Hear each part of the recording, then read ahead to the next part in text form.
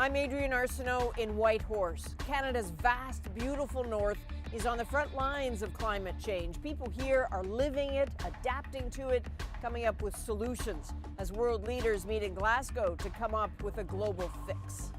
We need to act now. Time has quite literally run out. Tonight, the urgent call for action, who's listening, and those at the heart of the storm. Canada is warming on average twice as quickly as the rest of the world. And in our north, it's 3 times quicker. As elders in this community, how are we going to be part of this solution? I'm Andrew Chang. Also tonight, Newfoundland and Labrador's health system gets knocked offline. Our email systems are down, our patient information system is down. Thousands of patients affected, from COVID tests to surgeries, everything but emergencies a no-go. And the messy fight in court over who controls one of Canada's biggest telcos. He was obsessed with the family keeping the company. An insider lays out the battle for control. This is The National.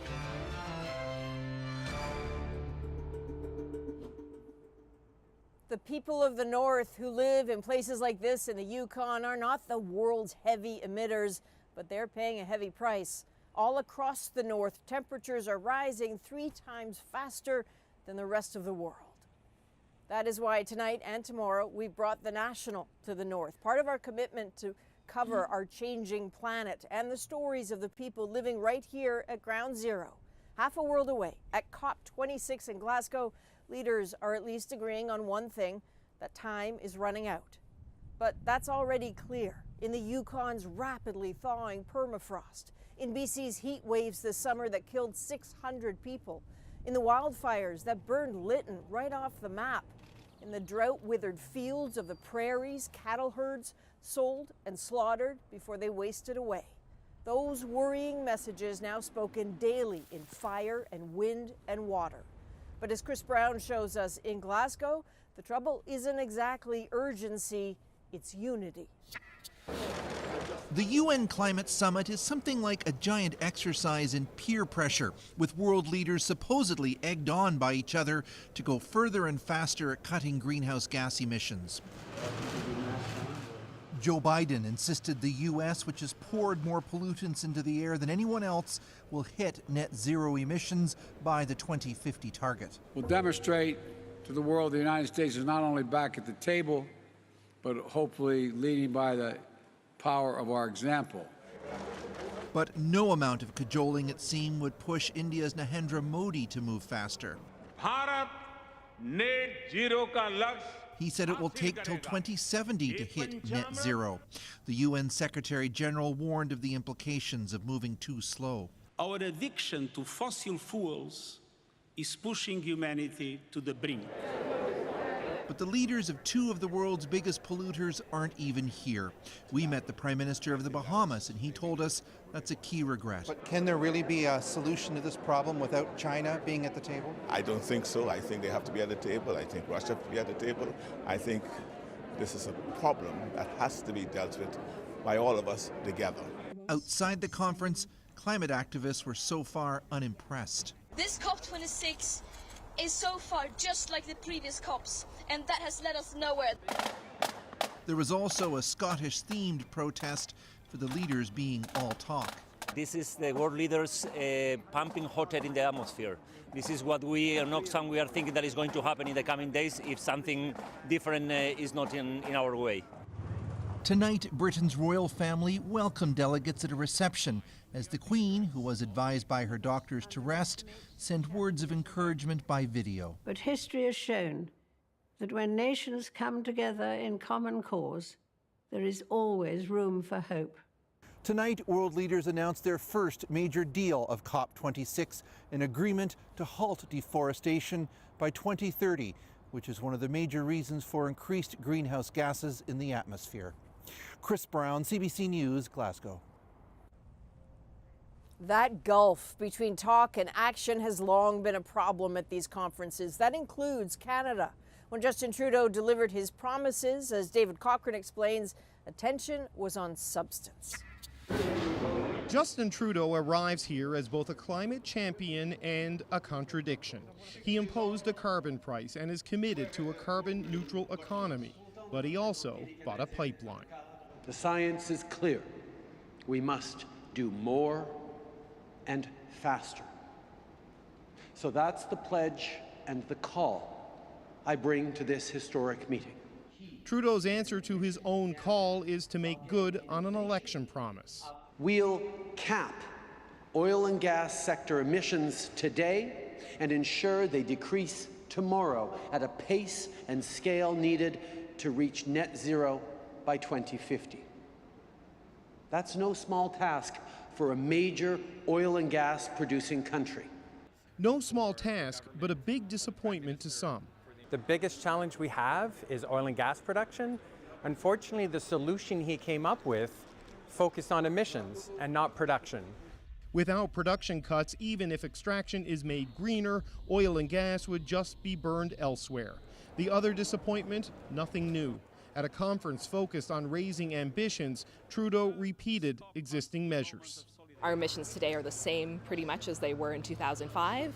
I think the world has reason to feel suspicious of Canada when it says we're going to do more, we're going to do better. I'm the first one to say that we need to do more. Canada's Environment Minister agrees the work isn't finished, but he disagrees that his government fell short. Rather, they got the big things done early. Raising ambition is exactly what we've done. We've raised our target as per the Paris Accord, and we've submitted this last spring. Guilbeault says Canada's pledges have been well received by other countries, and tomorrow the Prime Minister will host an event showcasing Canada's carbon pricing plan, as Trudeau makes the case for a minimum global price on carbon.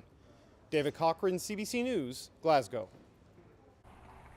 Trudeau's pledge to cap emissions from the oil and gas sector drew fire from Alberta Premier Jason Kenney.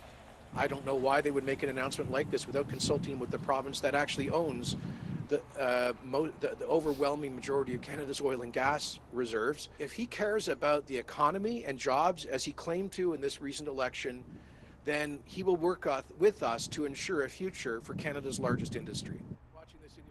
Kenney announced $170 million for 16 projects designed to capture, store, or use carbon as a way of reducing emissions. The hope is to cut 7 million tons of greenhouse gas by 2030.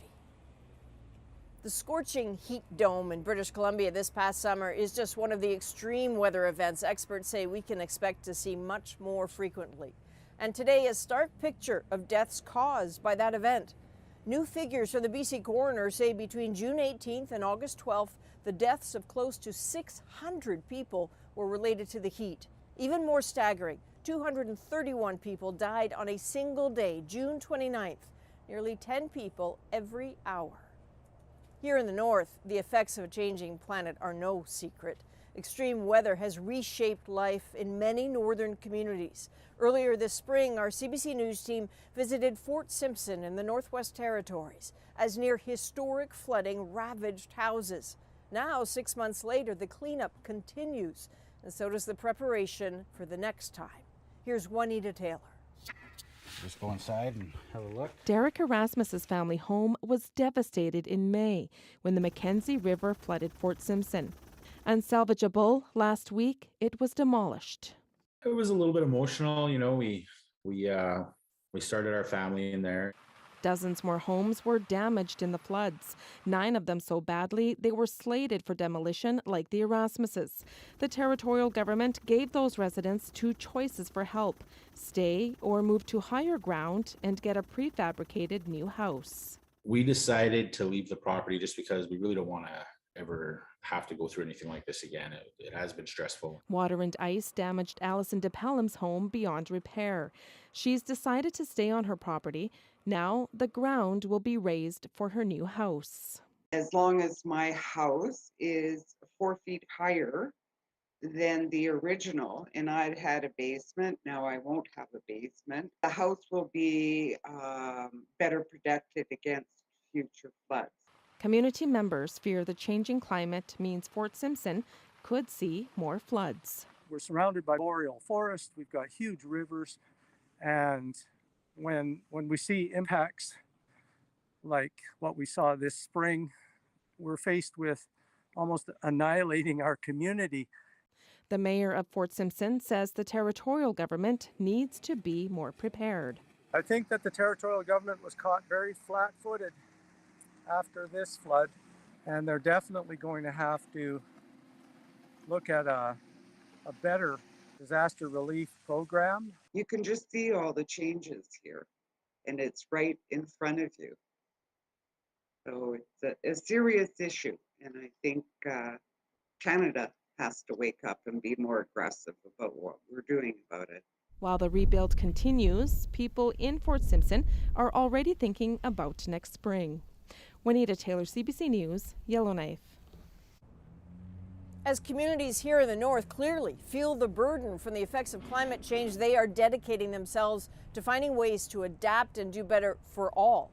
In the remote community of Old Crow, they are hoping to lead by example. In the summer months, we have 24 hours of daylight. And so this is really the perfect opportunity. I look out my front window and this is what I see.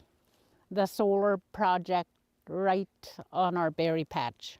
We had to make that decision as elders in this community, and how are we going to be part of this solution?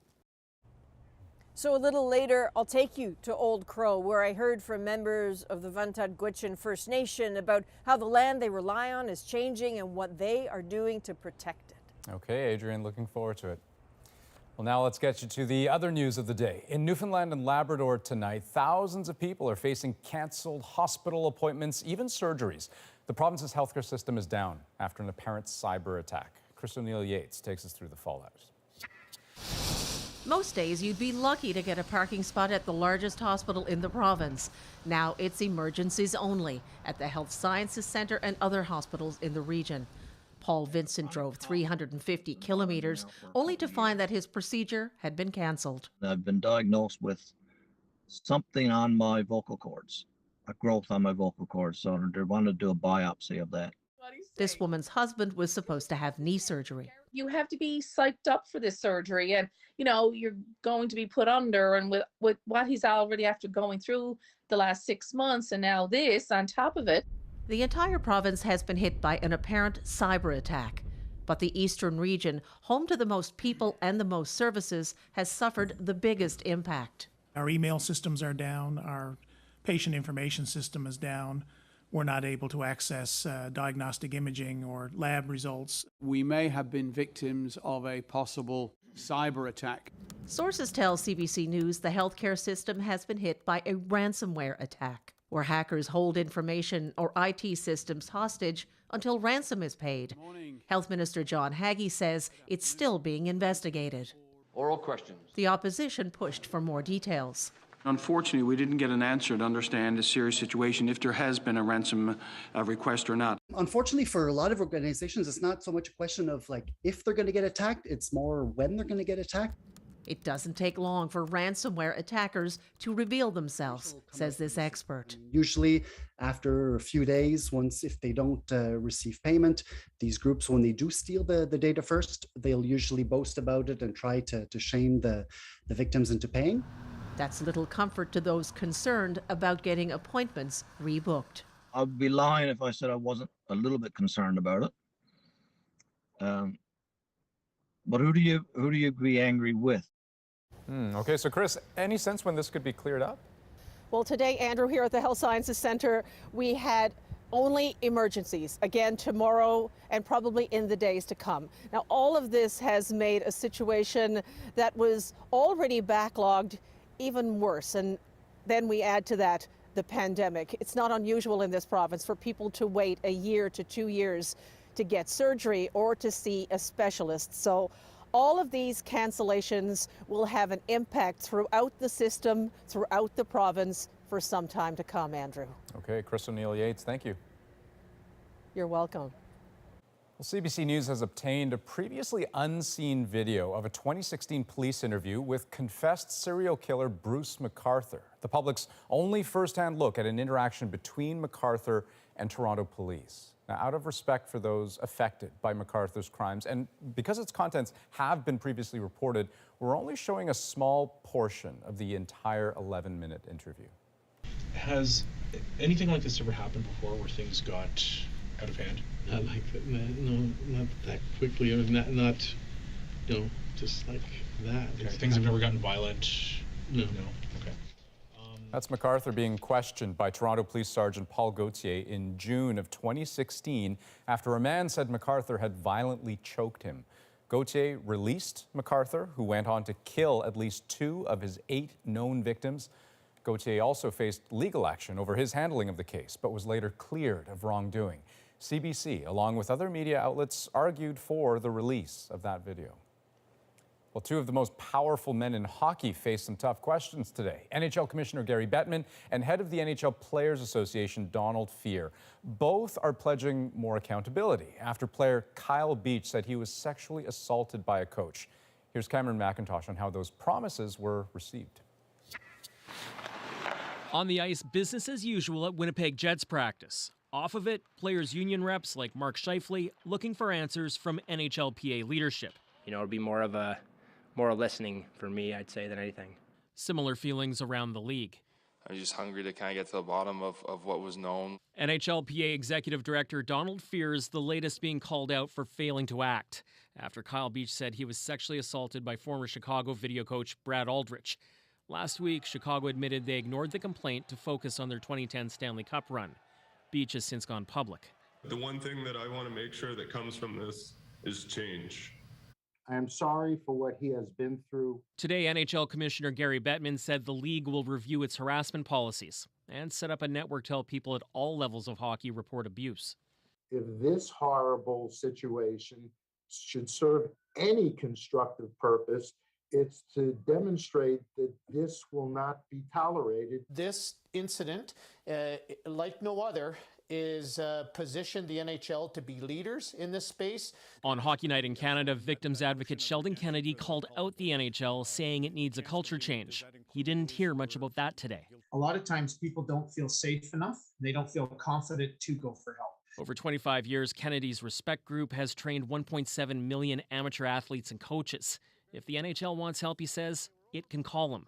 It hasn't. Beach's lawyer says missing is a commitment to victims. That minimizes what happened, as though the error was just an error in communication instead of an error in a disgusting culture that existed. The NHLPA has also apologized. Tonight, it's holding a vote into whether to have an independent investigator look into how it handled the situation. Cameron McIntosh, CBC News, Winnipeg. Well, a Toronto high school teacher is under investigation after showing up to school in blackface during Halloween celebrations. Students say their whole class was shocked after their white teacher walked in wearing blackface on Friday. In a letter to parents, the school's principal called the incident racist and dehumanizing. The teacher has since been placed on home assignment until the investigation is done. Now, Toronto School Board is also cracking down on unvaccinated staff. It has one of the toughest vaccine mandates in the country. Deanna Sumanak-Johnson looks at the challenges that brings and how other school boards across the country are handling the issue. Bonjour. Hello. Bamidele Sanusi can breathe a sigh of relief. His children are too young to be vaccinated, but as of today, most of those who teach them will be. Information that is passed across to the students or whatever the belief of the teachers are, it sometimes reflects on the kids. So I think it's a great step. Manitoba's vaccine requirement for school staff is similar to Ontario's. Get the shot or get tested 3 times a week. While that's more than some provinces have in place, Alberta and BC left that decision up to the school boards. Some think it doesn't go far enough. The country's biggest school board, Toronto District, mandates vaccination for all. No testing option unless there's a medical exemption. But this approach has its challenges. Today was the deadline for staffers just to declare their vaccination status. Just under 1,000 of the board's 40,000 employees haven't. Those who missed the deadline will be put on unpaid leave effective tomorrow. But those who squeaked in under the wire will get an additional 3 weeks to complete their vaccinations. We want to make sure that we not only have enough time to review medical and creed-based exemption requests, but also make sure that we have enough time to make sure that enough staff are there to replace those that are now being put on administrative leave. Quebec hasn't brought in a vaccine mandate because so many educators opted to get their shots. But this teacher says mandates send a strong message to holdouts. If you're choosing not to be vaccinated, you are making a choice to not participate in something that I would consider to be social good. In provinces like Alberta, some school boards are asking educators to pay for their own rapid testing if they choose not to get vaccinated. Measures to keep COVID out of schools as much as possible until the youngest of students can roll up their sleeves. Deanna Sumanak-Johnson, CBC News, Toronto.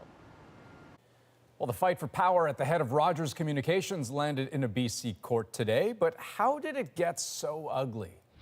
I feel for Ted and his legacy. I like Ted so much, and this is not what he would have wanted. Coming up, how Ted Rogers' dream to keep his company in the family turned into a legal drama. And we head to Old Crow in the Yukon, where people are working on solutions while bearing the brunt of a changing climate. In the future, this is the only fighting chance that we have.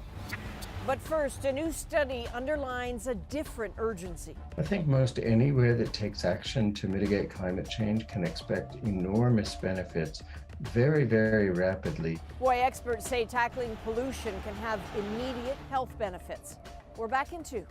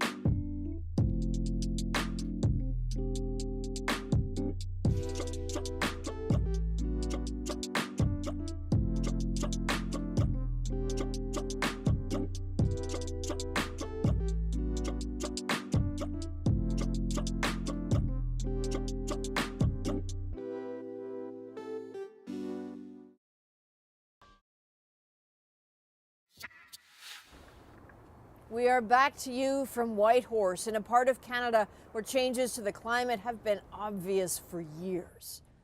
As we continue our coverage of our changing planet, we want to examine the impact on individual health.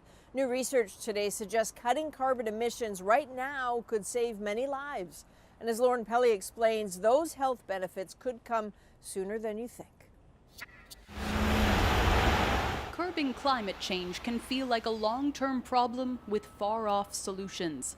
Yet a new study suggests efforts to clean our air may also provide sweeping health benefits in our own lifetimes. The same way we saw with COVID lockdowns, air gets clean right away. A research team from Duke University found limiting global warming to no more than 2 degrees could boost air quality, prevent many respiratory infections, and avoid roughly 4.5 million premature deaths, as well as 1.4 million hospitalizations and ER visits. That's just in the US and just over the next 50 years. There's just so many benefits. The researchers analyzed dozens of studies on air pollution and human health, then built their predictions using NASA climate modeling. This Canadian climate change expert says it pays to act fast and be aggressive. Addressing the climate crisis in Canada means eliminating the use of fossil fuels within decades. So when we do that, we get those same kinds of benefits that they found in this US study. The health impacts go beyond air quality. In the Maritimes, rising sea levels threaten coastal communities. Out west, extreme heat this summer claimed hundreds of lives. And in the north, rising temperatures and thawing permafrost have a ripple effect. If climate change is also impacting the migration routes of animals, well then the harvesting habits of Inuit will be changed, and the healthy country food is not becoming readily available. I think most anywhere that takes action to mitigate climate change can expect enormous benefits very, very rapidly. Climate experts say that means benefits for our health now and long-term benefits for the health of our planet. Lauren Pelly, CBC News, Toronto. When we come back, more special coverage from Canada's north and the people dealing with the impacts of a changing climate right now. So if the ice forms over the lichen, then the caribou can't get it, eh? Well, right now they got so much snow to remove, and that burns energy. The problems and their unique made-to-measure solutions right after this.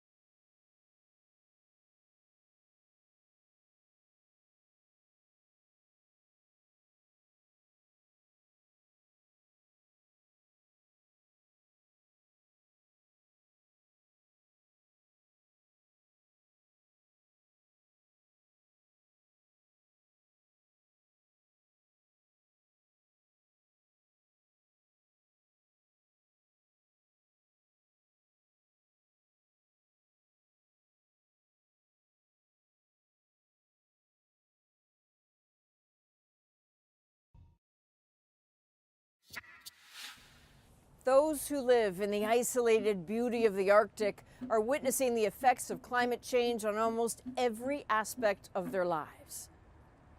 So welcome back to the National and White Horse. The people of the North didn't largely cause the climate change they're now enduring, and yet they are taking responsibility, coming up with solutions and adaptations. 130 kilometers north of the Arctic Circle is the fly-in community of Old Crow. There, the Vuntut Gwitchin First Nation lead the way, not just for themselves, but to show the rest of the world better is possible.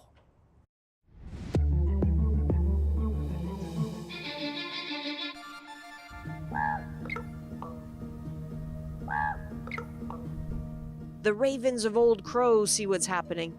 People getting ready to go to the mountain. Hunters long worried, now energized. Because look, up there on the range, the porcupine caribou herd finally spotted. Inexplicably late, arriving here in curiously smaller numbers, but to be seen at all, a relief. Charging ahead, Old Crow's Deputy Chief Paul Josie, a dad and hunter anxious about changes in the landscape, some so simple. You see where the caribou kind of come down this way? I guess if you've got a big caribou snout, it's easier, right? And their hooves. Digging around for snow-buried lichen, the caribou's crucial food. Problem is, when the weather's warmer, rain or wet snow forms ice on top of it. So if the ice forms over the lichen, then the caribou can't get it, eh? Well, right now they got so much snow to remove, and that burns energy. And then they hit that layer of ice. Yeah.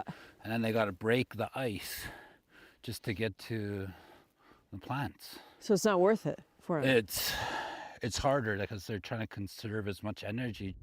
Food blocked by ice can steer them away from these grounds. So can this willow shrub choking the trails. This may be part of why the caribou's patterns seem to be shifting.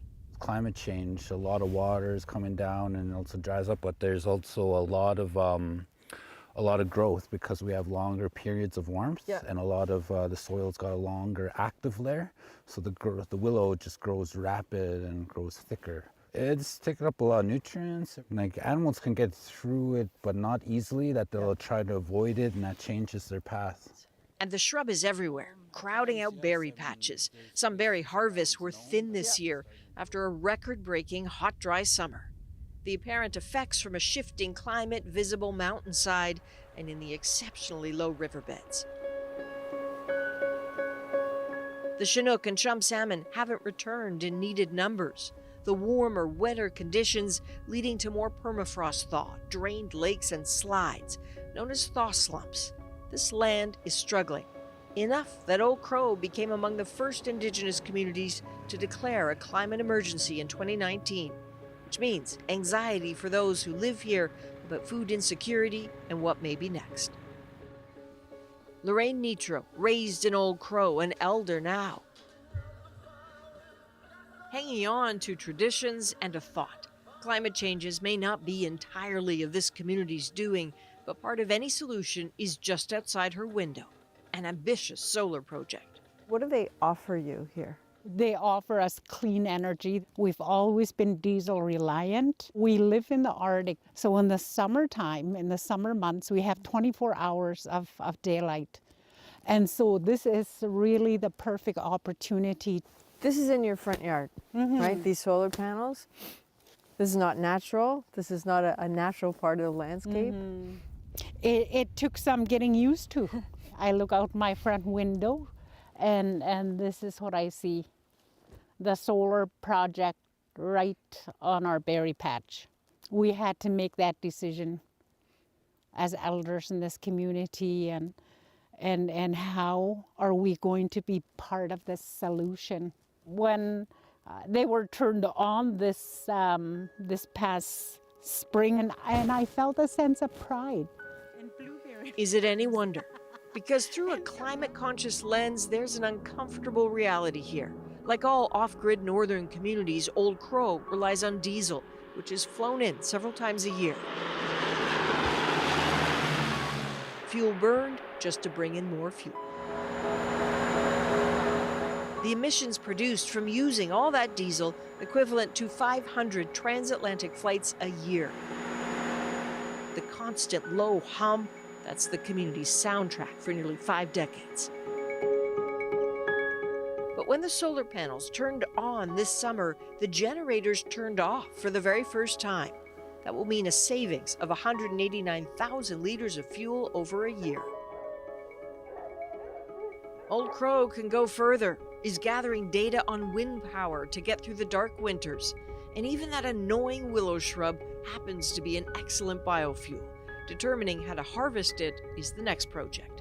Just maybe the diesel generators will soon turn off entirely. We're just trying to make these changes to start a ripple effect. That we can make these changes, a small little community up in the north, to make these big changes that we could try and make our difference and our impact. And when that's on the ground, then it freezes over, it covers the... At a camp on the mountainside, elders like Lorraine and young leaders talk of the future. Regardless of what the rest of the world does, Old Crow vows to be carbon neutral by 2030. But I do believe that in the future, like, this is the only fighting chance that we have, because like the reality is you won't be able to depend on gas forever. Like, everybody knows that, and losing my train of thought with the shots. It's such a good sound.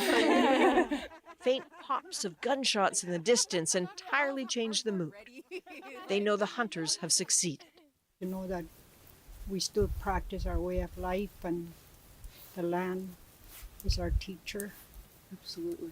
And just hearing those shots, it's really emotional. Yeah.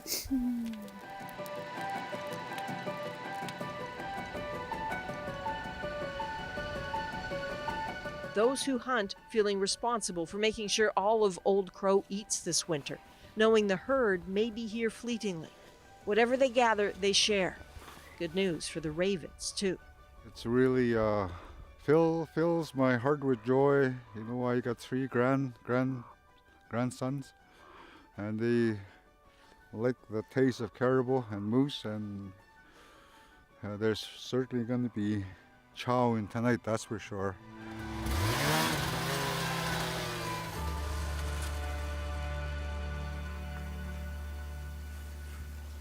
Mary Jane Moses, so emotional at the sound of those shots, so calm at home working with the meat. Is pride the right word to describe how you might feel about your community and the innovation? Yes, for sure. Yeah, really. I hope that when people see this on TV, that they get motivated to make change in their community, and good changes, and so that we can adapt to climate change and still practice our way of life. This is the balance they want, and the balance they know the rest of the world needs. And just maybe Old Crow has to lead the way. And Andrew, Old Crow just hosted, incidentally, a gathering of scientists presenting findings on water and permafrost and vegetation, all that data working in concert with what the people of Old Crow see on a daily basis. Right, and clearly there's some urgency, right? Judging from the reactions of the people there, the scenes that they're seeing daily. Absolutely. You know, there are vulnerabilities there, certainly on the climate front, of course, on a COVID front. You know, securing permission to be there was a process to make sure we didn't put anyone at any kind of risk. The Vantakwitchin First Nation is acutely aware of being, you know, both safe and a sustainable community, and a lot of the work to ensure both comes from the chief. So his name is Dana Tizia-Tram. His voice is gaining prominence globally. I have a feeling we will all hear a lot from him in the future. And we had a chance to sit down here and in Whitehorse and chat, and here's a bit of that. Here I am standing in front of the world saying by 2030, our village is going to be carbon neutral. What will that signal for other communities who are saying that they can't do it? If a rural community, and if my humble community can do this, any community can do it. So that is airing tomorrow night on The National. Okay, excellent. Meanwhile, coming up, the Rogers family continues to fight over who controls the company. One person has to be in charge. Too many cooks in the kitchen, problems will happen. We'll look at how it came to this next.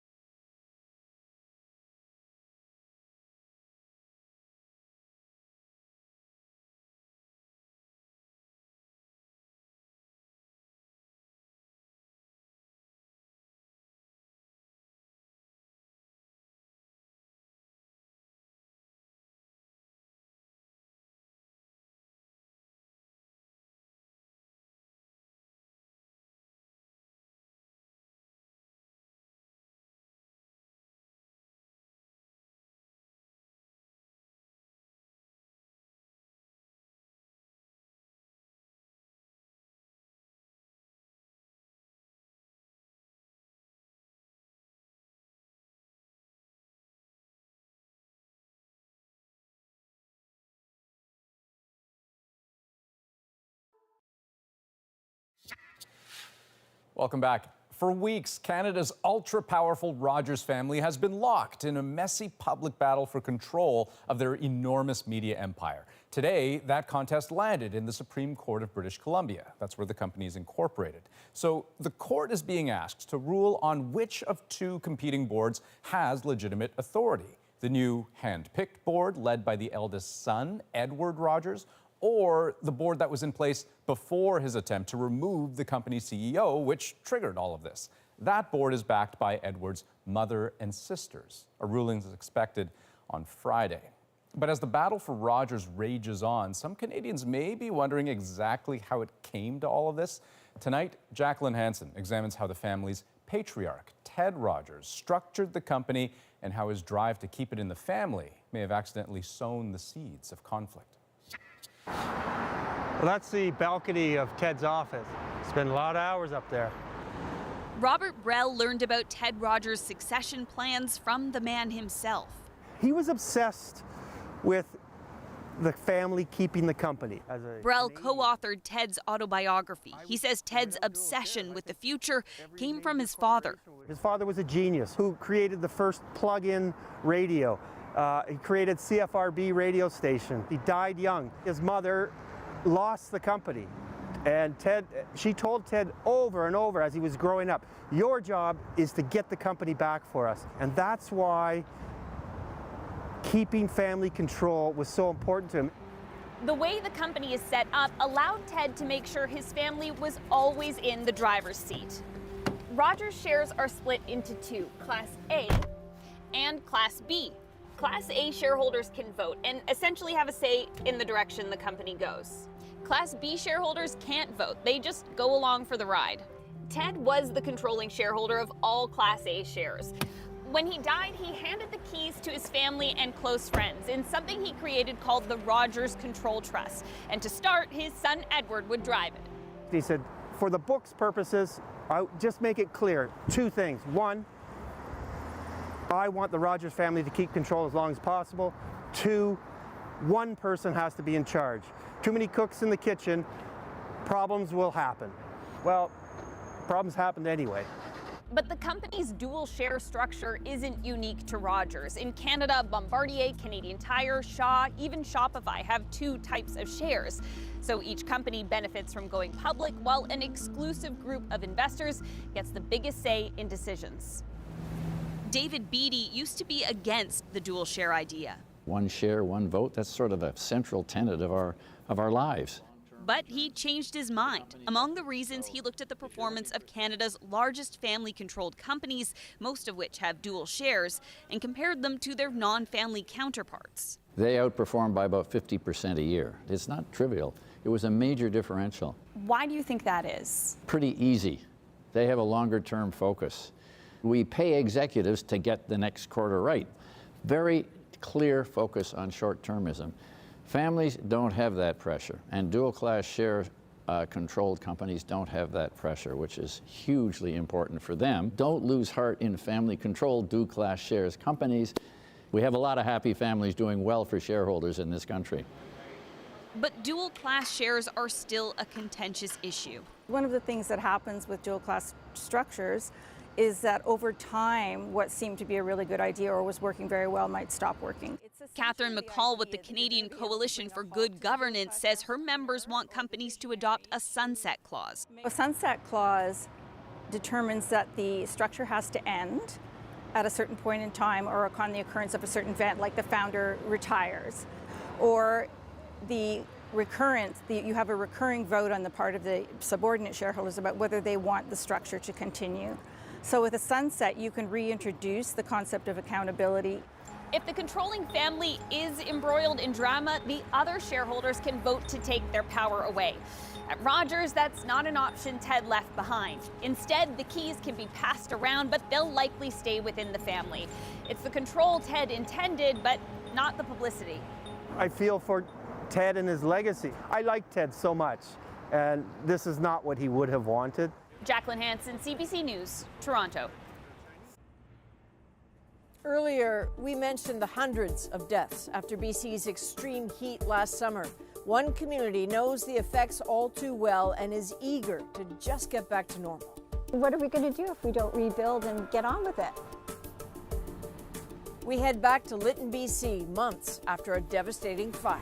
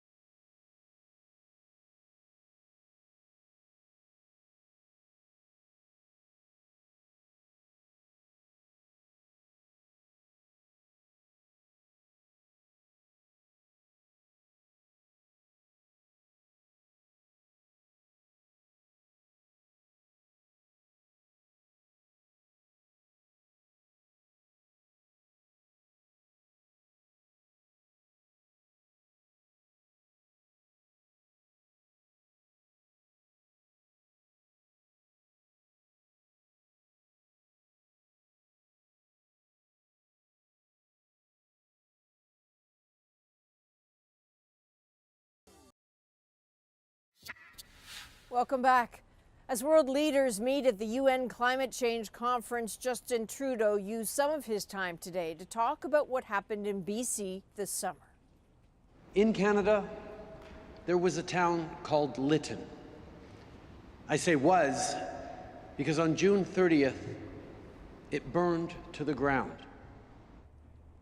The day before the village burned down, the temperature had hit 49.6 degrees Celsius, the hottest ever recorded in Canada. 4 months after that fire, most residents are still displaced, but the town has now announced a recovery plan. As Brady Strachan tells us, while some are determined to rebuild, others do not want to go back. Sorry? You want to grab this, take it down? Don Glasgow and his wife Tricia are tired of waiting for permission to rebuild. They've started construction on a new home on their property just outside of Lytton. This is a house that's being built on love, friendship, and community, quite frankly. That was the end of the greenhouse. The couple lost everything in the June 30th fire. They hope this concrete home will withstand any future wildfires, but they know not all of their neighbors will follow their lead. A lot of the older people won't be back. You know, that's the bad part. And we've already known 3 friends that bought outside of Lytton. A few kilometers away, Lytton is still a disaster zone. Burnt-out buildings line the main street through the village. The fire started in Hobo Hollow. Mayor Jan Polderman says despite what the village looks like, there is work going on behind the scenes. I think many people are frustrated with the rate of progress. The village finally released its proposal on rebuilding.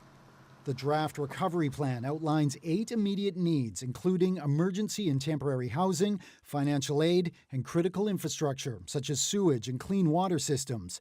But paramount is the need to remove fire debris and possible environmental hazards from the rubble before residents can return safely. Some of that demolition work has started, and there's now government support to complete the job. The province announced funding to transport and dispose all of the debris from the more than 150 homes and businesses lost in the fire. The government is also extending emergency supports until next spring for people who have lost everything. Back on their property, Thorpe and Glasgow are eager to finish their home. They hope to move in this winter. Determination. What else are we going to do? We have no choice. I mean, what are we going to do if we don't rebuild and get on with it? A sentiment many here share. Brady Strachan, CBC News, Lytton, British Columbia. Well, when we come back, a major moment for a Canadian veteran and the man who helped him when he was deployed in Afghanistan. How are you, buddy? It's a long journey, man. The story behind that special reunion next.